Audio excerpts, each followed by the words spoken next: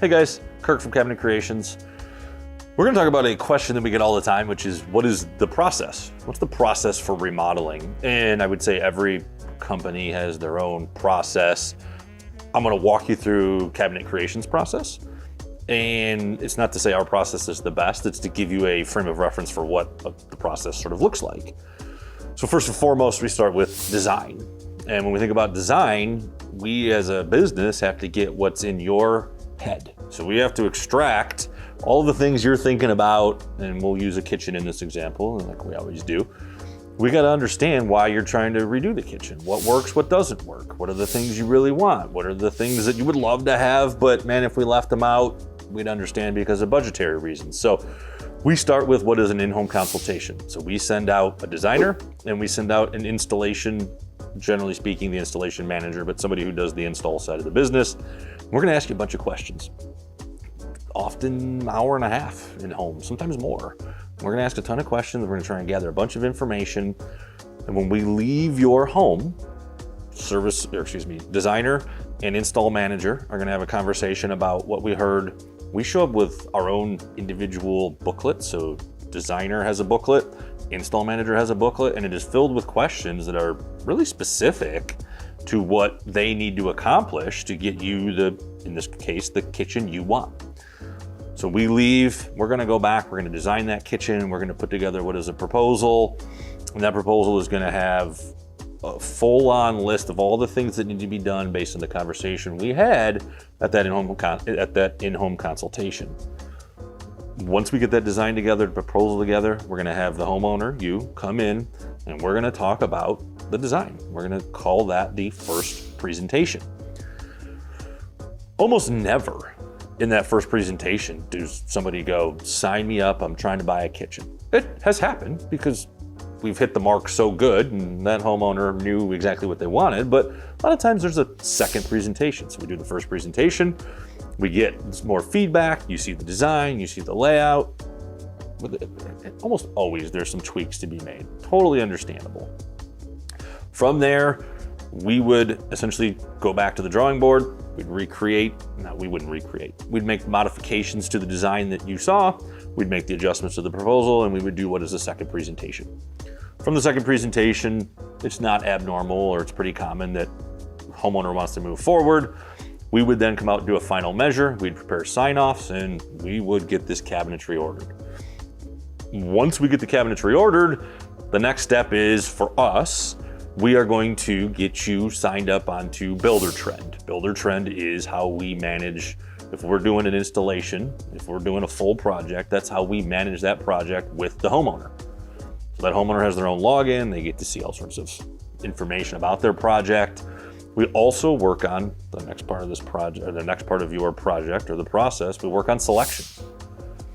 And we do that within Builder Trend. So you're gonna come into our showroom for sometimes third, fourth visit. And there can be more than two presentations, by the way. But we're gonna come in and we're gonna look at selection. So our design team is gonna put together tile and hardware and faucet and all of the 57 potential things you need to make a decision on. And flooring and countertops and sinks and hardware, and I can go on. And we're gonna make those selections. And we got to nail those selections down and get this stuff ordered ASAP because we need to have all this material before we start the project. Once we get the selections made, the next step is we create what we call them construction plans, construction drawings. So all of those details that we talked about, where do we want the backsplash to end? How do we want such and such centered? Where do we want the can lights? How are we moving outlets and switches? We create plans for each one of those disciplines. So think electrical, plumbing, HVAC, backsplash, hardware, and we have 9 different sets of plans that we might make for your project. You would sign off on all of those plans. So we create them and we say, the backsplash is gonna end on this cabinetry run at this point. Mr. Homeowner, sign off on that. And there's 9 different plans, and it's obviously got a lot more detail than that. I'm just using that as a frame of reference. Once we have those plans together, we set up what we call the pre-construction meeting or pre-installation meeting. So the install manager, an installer, the designer, and the homeowner are gonna meet at the home, and we are gonna walk through those construction plans that have been signed off on. And this is not a meeting where the homeowner is like saying, well, I want this or I want that.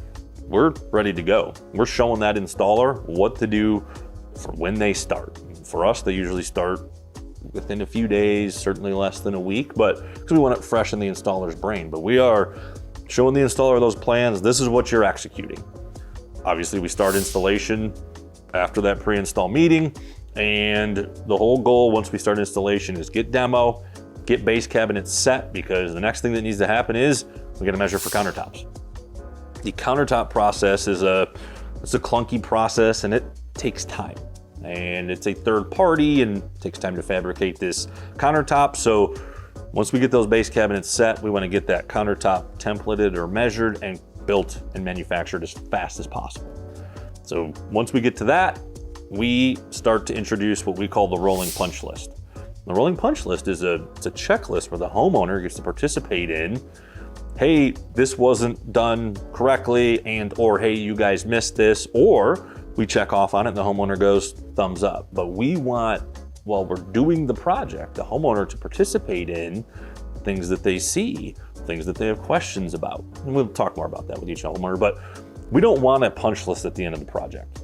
That's not good for either party. That just extends the process. So we're looking to get all of that information while we're going.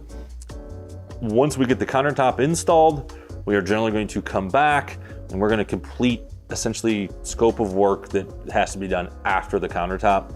Hook up the sink, do backsplash. Sometimes we got to do some electrical post, but we are wrapping up at that point. We have what is a final punch list, and like I said, we're trying to not have a extensive final punch list. We want a really small final punch list. But if it goes well, and this has happened, there is no final punch list. From there, we release, we sign off, final payment, and you guys get to enjoy your kitchen. So, sort of a longer video, but that is how we do it. I hope you can take some details from here, and if you're not using us, great, I understand. I hope this helps you ask some questions or understand what should be happening as the project is moving along, and it helps you with whatever remodel or kitchen and bath that you're working with. Thanks, guys. Have a good one. I hope it was helpful.